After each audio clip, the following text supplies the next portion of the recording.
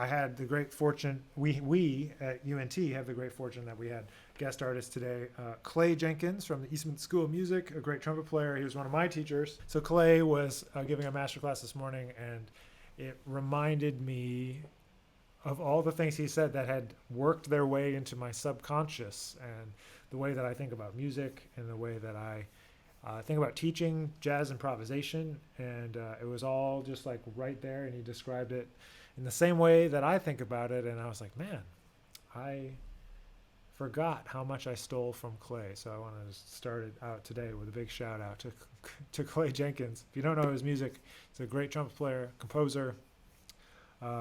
He's up at Eastman in Rochester, but spent a long time on the West Coast in LA, plays with the Clayton Hamilton Band, played with Stan Kenton's orchestra, and just a whole bunch of things. And so I was just thinking about all the things that you grab from teachers, along the way, and how everyone, is a product of, all the teachers they've had over time, and that there's no one right way to describe things. There's no one right way to teach things, but like you're really an amalgamation of all those different all those different teachers, and finding like what works for you. And I think there's a really tight connection between like how a person thinks about music and how they speak and how they teach, and all those things. They're all interconnected, and you can't really escape it. Okay, how do you play any suggestion pieces? If so, can you play Cave You Fear by Michael Markowski? I don't know that piece. If you're looking for tunes to play, I recommend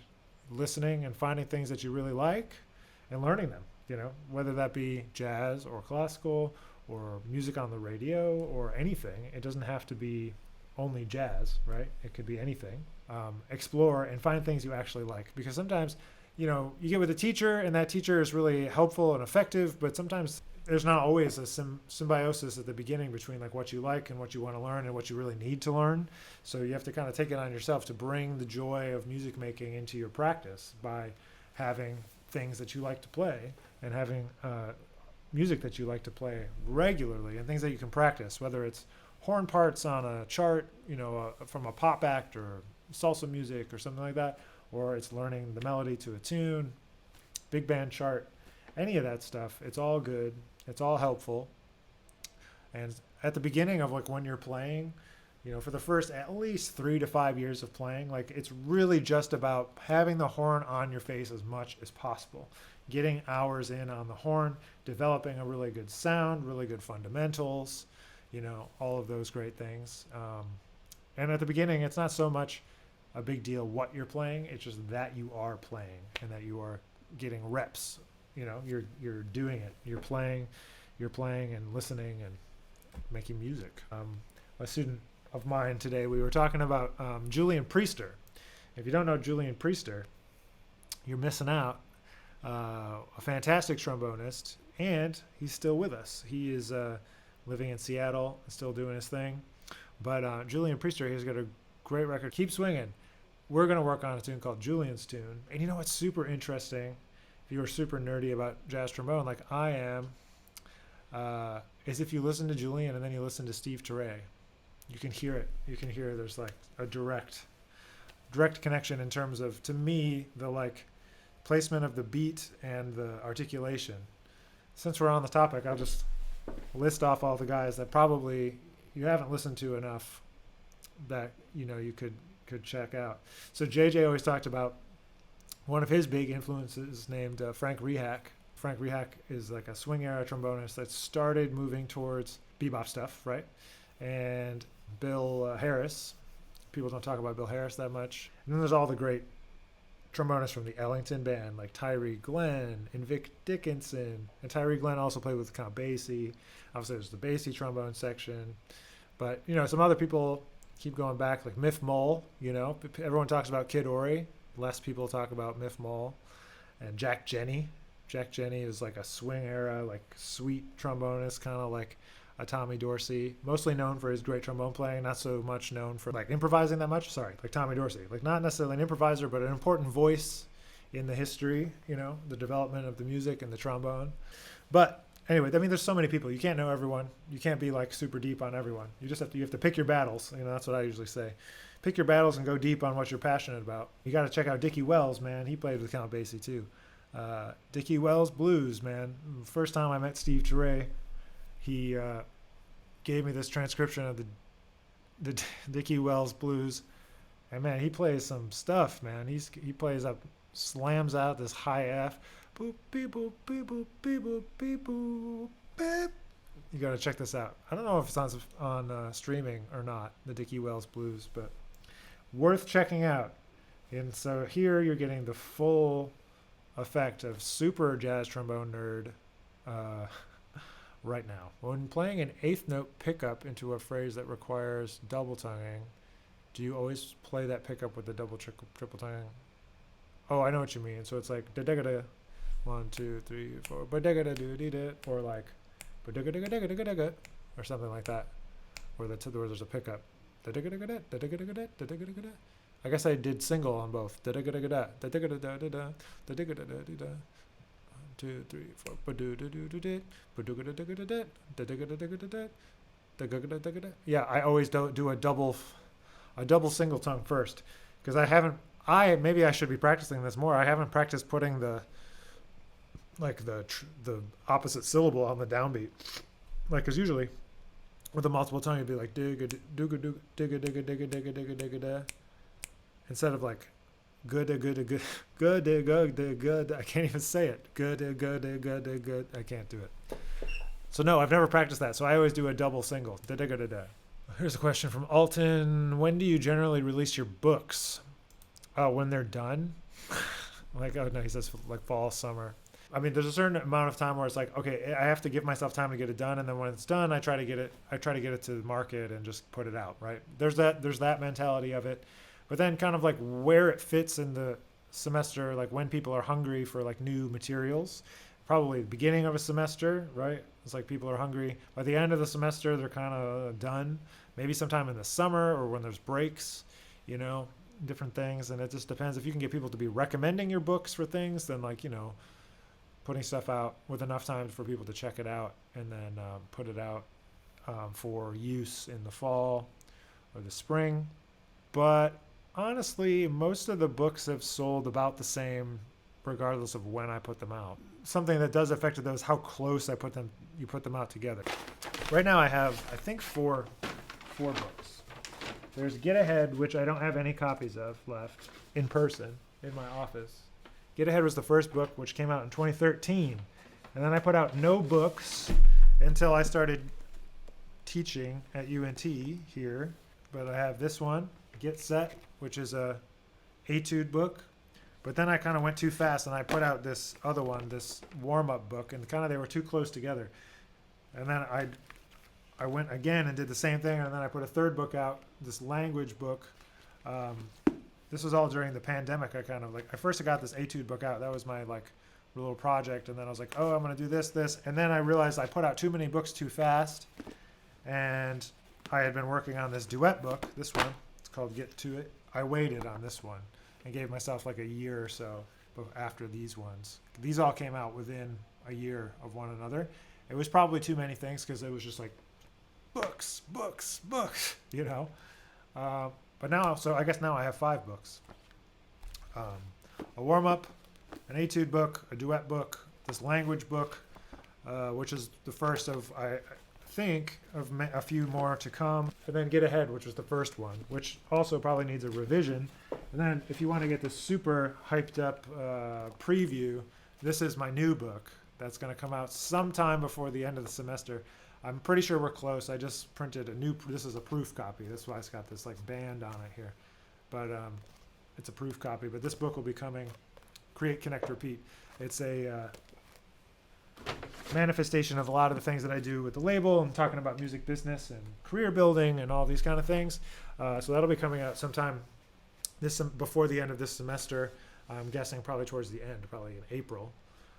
We'll probably get that out because I want to have a good amount of time to pump it up, before it comes out. And I'm just getting it through the final printing stages, and then we'll go from there. So I don't know. Sorry, that was a long answer to your question. When recording and mixing yourself, what's your thought process on EQ? So I kind of talked to John Fedchak about this, and he's got some pretty good ideas about it. I kind of know what I want my sound to sound like. And the short answer to your question is like I roll off everything that's, unusable in the low frequencies, like below 50K for sure. And then kind of above 5K, you can kind of just get rid of it all. It gets rid of all this stuff from the mic being too close to the bell, or all the sometimes I put it up more, 55 or 6K. It just depends on the microphone too, Like I like to use, my favorite microphone is a Coles 4038. It looks like a triangle. They're really expensive. I don't have one personally, but I have a cheap ribbon mic that I do use here. Cheap, I mean relatively less inexpensive than the $2,500 matched pair of Coles. But anyway, but so when I'm mixing myself, like if I'm playing a small horn versus a large horn, I do EQ them differently. If I'm doing a layered thing, I try to change some of them so that we don't get too much chorusy effect, like change the sound quality a little bit. So some are a little brighter, some are a little darker. But when it's just me by myself, I kind of know what the sound is. And when I'm doing it here in my office and the live streams and stuff, like it's pretty okay, but it's a little closer when I do like actually mix those sessions afterwards, because I record them and then I do some mixing, and then you can check out the individual tunes sometimes on my channel, on my YouTube channel. I'm not an audio engineer, so I just do kind of a minimal amount to kind of make it sound good to me.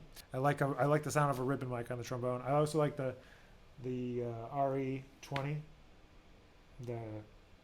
That's a dynamic microphone. Some people, I like it on bass too, but I use that on my trombone sometimes too. All right, Connor wants to know about whisper tones. Yeah, I talk about them a lot. Yes, do whisper tones. Doing whisper tones means playing exactly at the point at which your sound starts and stops.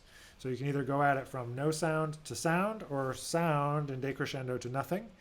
Turre always said, JJ talked about these, and it helps to focus in your sound. If I'm feeling fuzzy, my sound is feeling fuzzy, I try to do them because it makes you aware of exactly the point on your chops, like literally exactly the point where your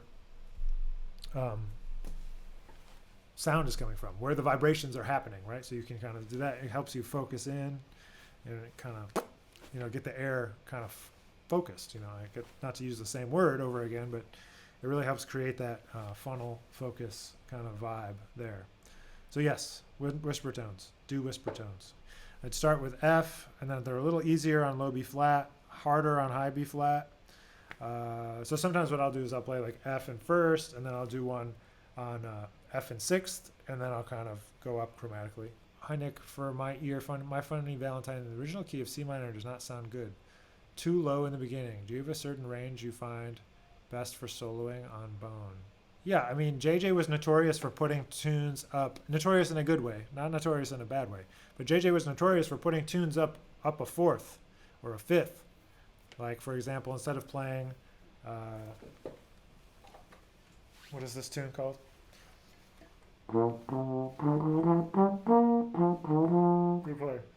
He'd play it like,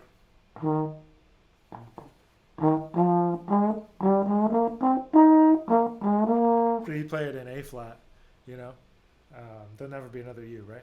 Or like, so if you're talking about My Funny Valentine, if you play it up an octave, it's cool. But if you want to split the difference, you should do it in up a fourth, right? So from C, you go to F minor.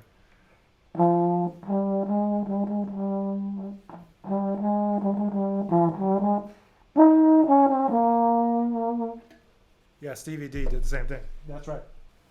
Putting the trombone into like the speaking register of the trombone. So if anything's too low, probably just put it up a fourth or a fifth, and you'll be good. Sometimes I like to put it in a different key. If I'm going to move it anyway, I mean, the more you play tunes in different keys, you start to realize that every key kind of has its own feeling. Like G and D feel happier to me than B flat and E flat, for example. So like I might want to put it, if that's a certain vibe of the tune that you want to get, you might want to move it to a key that feels a little happier or sadder to you, depending on the vibe of the tune. If you go by pop culture rules, then we should be playing it in D minor, right? Yeah, so changing keys is a great idea. The real book is just a guide. If you think that the only key to play a tune in is the one that's in the real book, you are mistaken. Lots of people change the keys for that exact reason, because it's not going to fit the same on any two instruments. Trumpet is different than saxophone. The saxophones are all different. They have the best, the best range, right? So, and also where you're comfortable. If you want to be able to take it up an octave, you can't go too high, because now if you played an F, if you want to play the last A up an octave, it's going to be a little higher. So it's definitely about where you're comfortable as well. Okay, last minute question here. What's your process for transcribing chords from a recording? So chords, bass line, try to hear the bass, the roots. If I don't know which one of the notes is the bass line, the root of the chord, I'll go ahead and transcribe the whole measure, right? Figure out what the bass player is doing. If that doesn't help, then maybe I'll go to another chorus and find the same spot. Like, what does he play there? And see if it's the same or different. Okay, and so then I need the quality. The qualities is the third. Is the third major or minor? I mean, eventually you can just identify the chord altogether. But at the beginning, it's like, all right, is it major or minor? That's it. Or is it sus? I guess is the third option. But like major, minor. And then it's like, okay, seventh, major, minor. Those are kind of our options. And it's literally, I used to do in college, when I had to build my ears up from scratch, because I just did, especially harmonically. So I would press the space bar, play, get to the spot, stop it, try to hear it in the air, and then sometimes I'd have to guess. And if I knew it was G, and then I'll be like, is it B natural? Is it B flat? Like, which one is it? I don't know, and so I would go back and forth, like B natural, B flat, B natural, B flat, I don't know. And so that's what I would do. And I would just go back, reverse it, and then just play it along with the record. Does it fit? Okay, that sounds right. And so then I would go on from there. Does that sound slow and tedious? Yes. Did it get faster? Yes. So the more you can play the piano, the more you can start to identify full chord sounds altogether. So I got to go. I'll catch you all soon. Adios.